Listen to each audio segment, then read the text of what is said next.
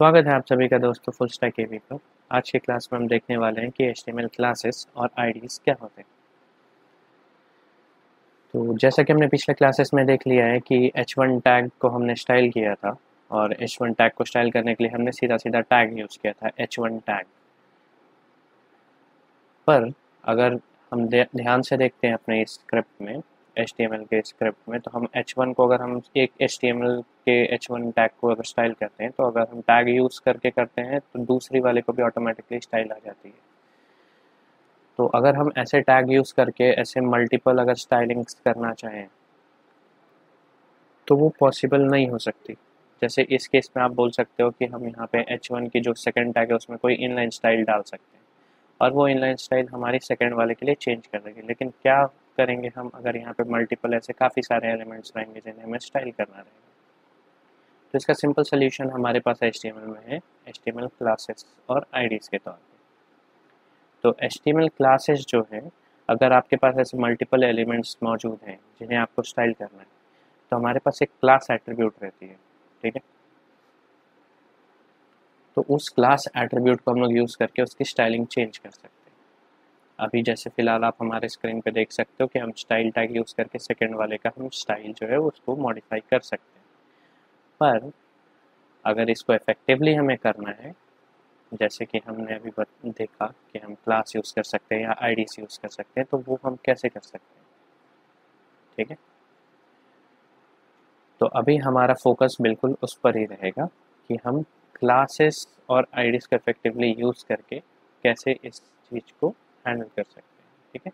तो बेसिकली जो अपना क्लासेस रहेगा ये सिर्फ CSS पर्सपेक्टिव से नहीं रहती है। अगर हमें कुछ जावास्क्रिप्ट में भी अगर कुछ काम ऐसा करना रहे कि हमें किसी एक पर्टिकुलर HTML के एलिमेंट को हमें जावास्क्रिप्ट में गेट करना रहे ताकि हम उस पर कुछ यूज़र इंटरैक्टिविटी डाल सकें, एनिमेशन डाल सकें, ये सब हम फर्दर जावास्क्रिप्ट के क्लास में देखने वाले हैं। मगर अभी के तौर पे, अभी समझने के तौर पे हम ये जान के रखते हैं कि क्लासेस का यूज़ बेसिकली दो तरीके से किया जा सकता है। एक तो CSS के पर्सपेक्टिव से, दूसरा हम इसे यूज़ कर सकते हैं जावास्क्रिप्ट के पर्सपेक्टिव से। जावास्क्रिप्ट के पर्सपेक्टिव में हम एलिमेंट्स को गेट करने के लिए क्लासेस और उनके आईडीज़ को यूज़ कर सकते हैं। तो इसके बारे में फर्दर इन्फॉर्मेशन मैं आपको जावास्क्रिप्ट वाले क्लास में भी दूंगा। अभी हम इसको CSS पर्सपेक्टिव से देखते हैं कि अगर एक क्लास हमने किसी एलिमेंट को डिफाइन किया है तो उस क्लास को हम लोग कैसे यूज़ कर सकते हैं अपने HTML और CSS के थ्रू, ठीक है।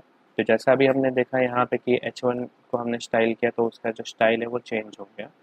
उसी प्रकार से अगर ऐसे मुझे एक टैग को यूज़ करके किसी को स्टाइल करना है, तो जैसा हमने स्क्रीन पर भी देखा कि दो h1 टैग को अगर हम देखते हैं यहाँ पर तो दोनों को सेम ही स्टाइल लग गई। अभी मेरे को दूसरे को चेंज करने के लिए उसको इनलाइन स्टाइल करना पड़ा।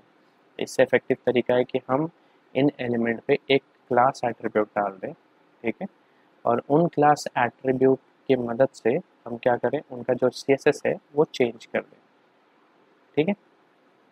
तो आइए वो भी आजमा के देखते हैं। तो अभी सीधा सीधा मैं यहाँ पर जो अपना एट्रीब्यूट है, क्लास एट्रीब्यूट, उसको ऐड कर दूंगा।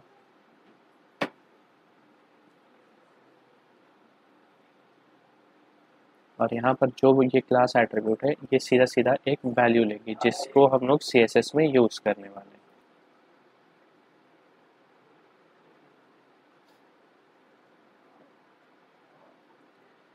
तो यहाँ पर मैं जैसा कि एक देख सकते हो आप कि एक क्लास डिफाइन कर देता हूँ और ये क्लास बेसिकली क्या करने वाला है, अभी के केस में हम इस पर्टिकुलर क्लास को एक सेट ऑफ नाम दे सकते हैं जो भी अपने मन का। लेकिन जो बेसिक स्टैंडर्ड रहता है वो रहता है कि अगर दो टाइप के वर्ड हैं तो उन दोनों को हम हाइफन से सेपरेट कर देते हैं, ठीक है। तो सीधा सीधा अभी हमने जो क्लास बनाया हम उस क्लास को जाएंगे और अपने CSS फाइल में उसको डिफाइन कर देंगे। तो उसको क्लास को अगर हमें डिफाइन करना रहेगा CSS में तो हम सीधा सीधा यूज़ करते हैं जो सिंटैक्स यहाँ पे यूज़ होता है। सिंटैक्स बेसिकली एक तरीके का लिखने का तरीका है कि हम CSS फाइल में क्लास को कैसे लिखेंगे। तो जैसे हम टैग्स को डायरेक्टली उसके नाम से लिखते हैं, वैसे क्लासेस को हमें यहाँ पर CSS में लिखने के लिए उसके सामने डॉट लिखना पड़ता है। इससे CSS को पता चल जाता है कि हाँ, हमने एक क्लास एट्रीब्यूट डिफाइन किया है जिसका नाम ये है।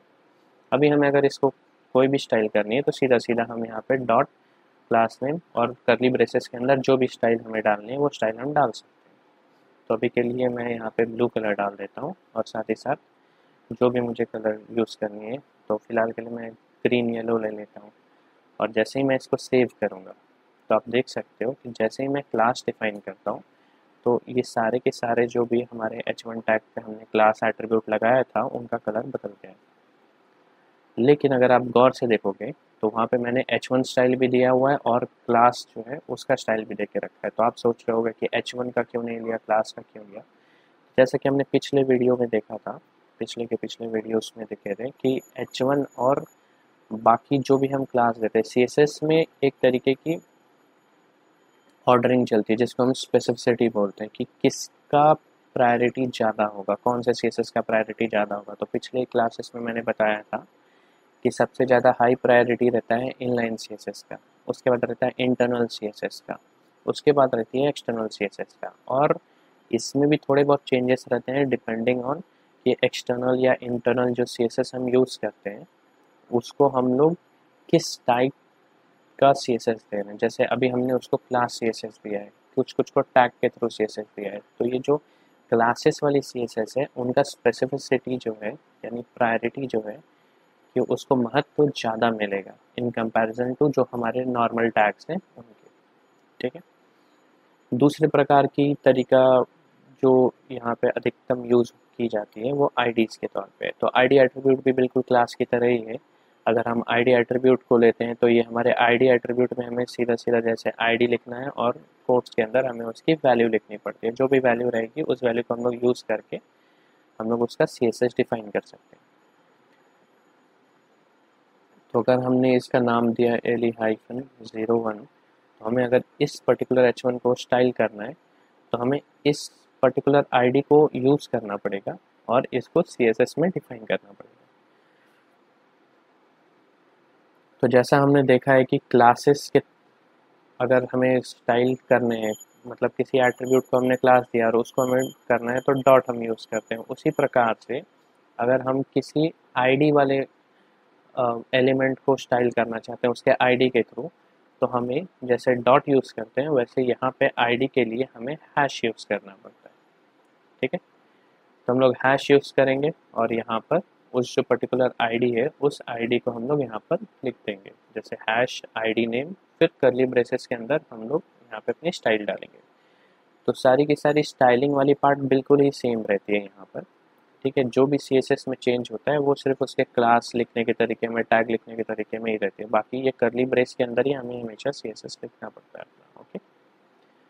तो अभी के तौर पे देखिए हमने यहाँ पे एक एलिमेंट है उसको यहाँ पर ऐसा दे दिया। ठीक है। इसमें भी वही स्पेसिफिसिटी वाली रूल आ जाती है। अभी क्लासेस को स्पेसिफिसिटी हाई होती है, आईडी को हाई होती है, टैग को हाई होती है। ये हम बेशक देखेंगे अपने CSS के क्लास में। अभी हमारा मेन पर्पस है कि हम लोग क्यों यूज़ करते हैं और कैसे यूज़ करते हैं अपने इस टास्क को कंप्लीट करने के लिए। ठीक है। तो बेसिक स्टाइलिंग से हमें अगर देनी है तो हम लोग इधर टैग नेम यूज़ कर सकते हैं या तो क्लास यूज़ कर सकते हैं या फिर उसकी आईडीज़ को यूज़ कर सकते हैं। ठीक है। आईडी और क्लासेस में मेन डिफरेंस क्या है? तो क्लास हम बेसिकली यूज़ करते हैं ताकि हम मल्टीपल एलिमेंट्स को एक ही तरीके का स्टाइल दे सकें। एक ही क्लास में उनको हम, जैसे एक क्लास में बहुत सारे बच्चे एक तरीके की पढ़ाई करते हैं कभी कभी, राइट। लेकिन अगर मुझे कुछ स्पेसिफिक सब्जेक्ट पढ़ना है तो मैं एक स्पेसिफिक टीचर के पास जाके पढ़ सकता हूँ या ट्यूटर बुला सकता हूँ। उसी प्रकार से अगर मल्टीपल एलिमेंट को सेम स्टाइल करना है तो हमें क्लास यूज़ करना पड़ेगा। आईडीज़ हम इसीलिए यूनिक एलिमेंट को, अगर किसी एक सिंगल एलिमेंट को हमें स्टाइल करना रहा तो हम आईडीज़ यूज़ करेंगे। प्लस आईडी जो रहेगी वो हमेशा यूनिक रहने वाली है। ठीक है। तो आईडीज़ जो हम यूज़ करने वाले हैं वो हमेशा एक सिंगल एलिमेंट को रहेगा, वो मल्टीपल नहीं हो सकता। प्लस क्लास जो रहेगा वो मल्टीपल एलिमेंट्स को रह सकते हैं। ठीक है। तो बेसिक डिफरेंस क्लासेस और आईडीज़ के बीच में यही है कि हम मल्टीपल एलिमेंट्स को सेम क्लास दे सकते हैं लेकिन जो आईडीज़ रहेंगे वो सिंगल एलिमेंट को ही रहेगा। ठीक है। तो आज के क्लास में इतना ही, आगे नेक्स्ट क्लास में।